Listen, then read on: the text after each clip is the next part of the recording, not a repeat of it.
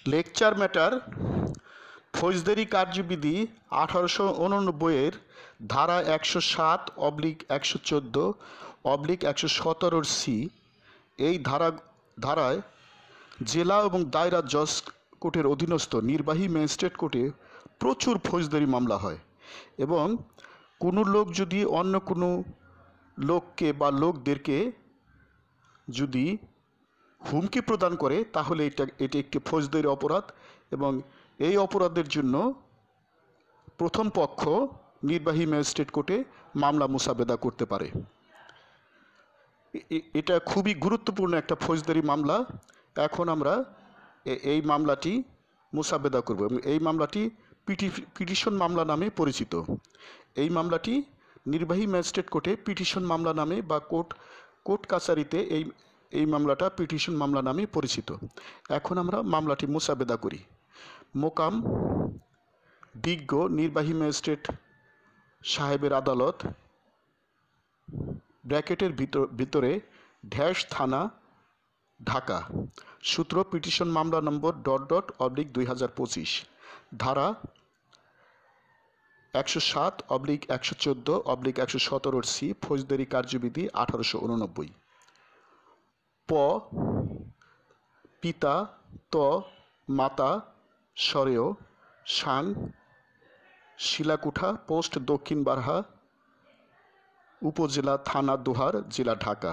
জাতীয় পরিচয়পত্র নম্বর মোবাইল নম্বর প্রথম পক্ষ আন্ডারলাইন বনাম 1 সরেয়া স্বামী ব পিতা খ 2 নম্বর ম পিতা ম মাতা ম 3 দেলোয়ারা বেগম স্বামী মৃত ব সর্বসাং শিলাকুঠা পোস্ট দক্ষিণ বারহা উপজেলা দোহার জেলা ঢাকা। 4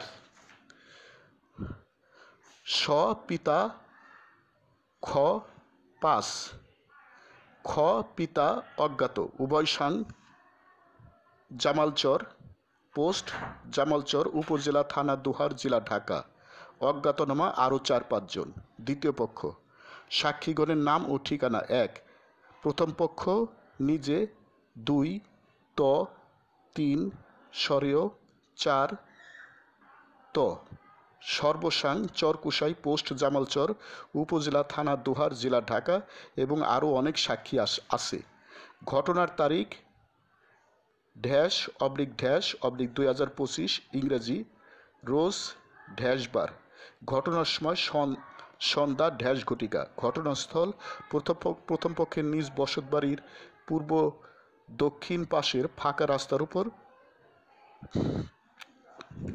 শিলাকুঠা দোহার ঢাকা।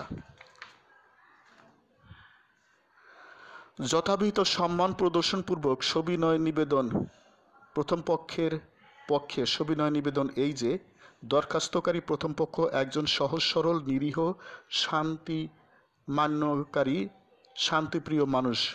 অপরদিকে মামলার নামাকৃত সকল দ্বিতীয় পক্ষগণ একদলবদ্ধ লাঠিয়াল বাহিনী হারমাইত অনার সৃষ্টিকারী শান্তি ও বিশ্বাসভঙ্গকারী ঠকবাজ জুলুমবাজ অত্যাচারী পরধনলোভী জোরপূর্বক পরের টাকা পয়সা আত্মসাৎকারী প্রতারক ধোঁকাবাজ দুর্নীতিবাজ চরিত্রহীন মাদক ব্যবসায়ী।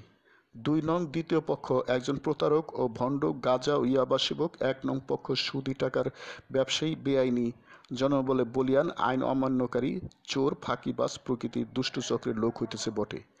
2 সম্পর্কের দিক থেকে সকল দ্বিতীয় পক্ষগণ পিতা পুত্র সহোদর ভাই বোন ও নিকট আত্মীয় স্বজন হইতেছে বটে। সকল দ্বিতীয় পক্ষগণই পরস্পরের আত্মপক্ষ সমর্থনকারী অর্থাৎ একজন আরেকজনের আত্মপক্ষ সমর্থনকারী। 3 মামলায় নামাকৃত সকল দ্বিতীয় পক্ষগণ ইয়াবা গাঁজা বাংলা মদ চুলাই মদ ইত্যাদি মাদক ব্যবসায়ী মাদক সেবক। মামলার বর্ণিত 1, 2 ও 4 নং দ্বিতীয় পক্ষগণ প্রতি রাতে মাদক সেবন করে মাতাল হয়ে টলতে প্রথম পক্ষের বাড়ির সামনে মাঝে মধ্যেই আসে। দ্বিতীয় এবং 4 নম্বর দ্বিতীয় পক্ষ প্রথম পক্ষকে কুপ্রস্তাব দেয়। প্রথম পক্ষের স্বামী বিদেশে থাকে।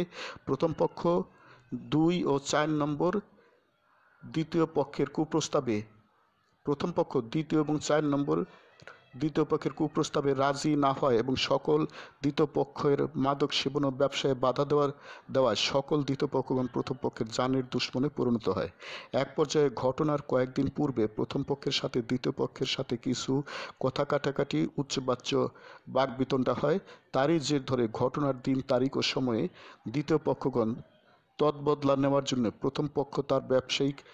প্রথম পক্ষ কাজ শেষে নিজ বাড়িতে ফিরে যাওয়ার সময় পূর্ব থেকে উৎপেতে থাকা নামাকৃত সকল দ্বিতীয় পক্ষগণ ও অজ্ঞাতনামা আরও 4-5 জন প্রথম পক্ষকে অকারণে মারধর করার, রক্তপাত সংগঠনের উদ্দেশ্যে ইট, রড, দা, বটি, লাঠি, সোঁটা ইত্যাদি দেশীয় অস্ত্র নিয়ে হইচই করে মারমার করে আকস্মিক প্রথম পক্ষের উপর চড়াও হয় এবং ধর মার শেষ করে দে বলে তেড়ে আসতে থাকে। অবস্থা ভয়াবহ বেগতিক দেখে প্রথম পক্ষ নিজেকে রক্ষার স্বার্থে বাঁচাও বাঁচাও বলে ডাক চিৎকার করে। এক পর্যায়ে প্রথম পক্ষের ডাক চিৎকারের শব্দ শুনে আশেপাশের লোকজন সহ নামাকৃত কতক সাক্ষীগণ ছুটে এলে দ্বিতীয় পক্ষগণ তাদের অসৎ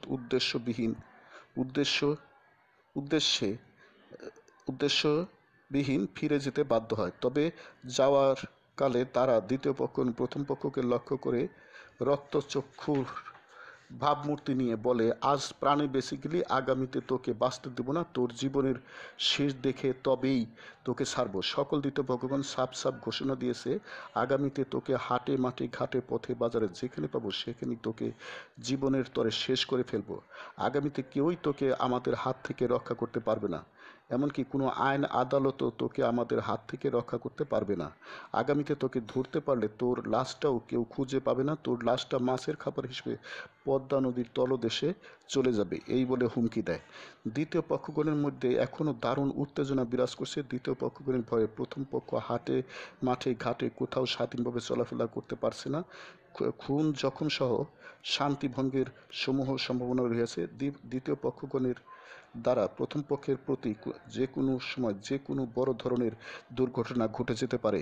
এমতাবস্থায় দ্বিতীয় পক্ষগণের এরূপ অপতৎপরতা রোধে প্রথম পক্ষ নিরুপায় হয়ে দ্বিতীয় পক্ষগণের বিরুদ্ধে বিজ্ঞ আদালতে শরণাপন্ন হয়ে ফৌজদারি কার্যবিধি আইনের 107/114/117 ধারায় প্রতিকার চেয়ে অত্র অভিযোগ আনয়নে বাধ্য হইলেন। ঘটনার উপযুক্ত সাক্ষ্য প্রমাণ আছে, সাক্ষীগণ ঘটনা প্রমাণ করতে সক্ষম হবেন। প্রথম পক্ষ ন্যায় বিচার প্রার্থী বিস্তারিত প্রথম পক্ষের নিয়োজিত বিজ্ঞ আইনজীবীর সাহেব বাচনিকভাবে শুনানি করিবেন।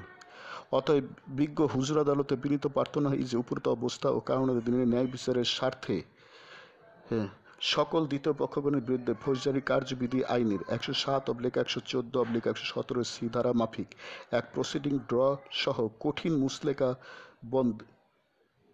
মুসলেকা বন্ডের আশু আদেশ দানে হুজুরের সুবিচার করতে মর্জি হয় এবং এইরূপ দয়ার জন্য বিনয়াবনত প্রথম পক্ষ বিজ্ঞ আদালতের প্রতি চিরকৃতজ্ঞ থাকিবে। আরও জিতি তারিখ।